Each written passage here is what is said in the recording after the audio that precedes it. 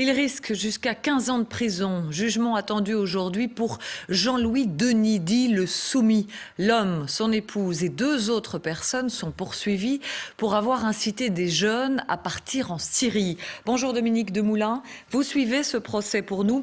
La question posée concernant spécifiquement Jean-Louis Denis, c'est: peut-on considérer qu'il était le dirigeant d'une organisation terroriste ?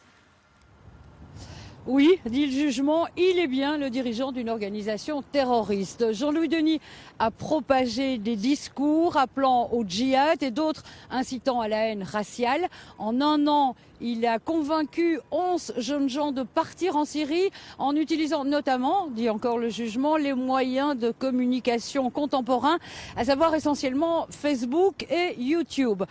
Jean-Louis Denis a organisé le départ de ces jeunes vers les zones de combat. Sur place, il a continué à les assister et plusieurs de ces jeunes gens sont morts en Syrie.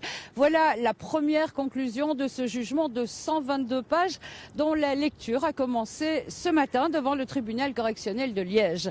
Alors, sur le banc des prévenus, Jean-Louis Denis affiche la plupart du temps un grand sourire. Il hoche la tête, il marmonne de temps en temps. C'est vrai, lorsque le président lit certains de ses propos, et même les plus extrêmes.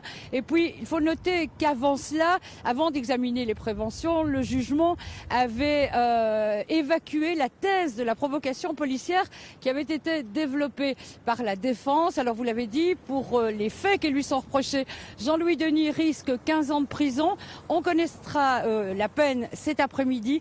Dans la salle, il y avait quelques parents, des jeunes djihadistes partis en Syrie, des parents qui attendaient de pouvoir mettre un nom sur le recruteur de leur enfant. C'est chose faite désormais. Selon la justice, c'est bien Jean-Louis Denis.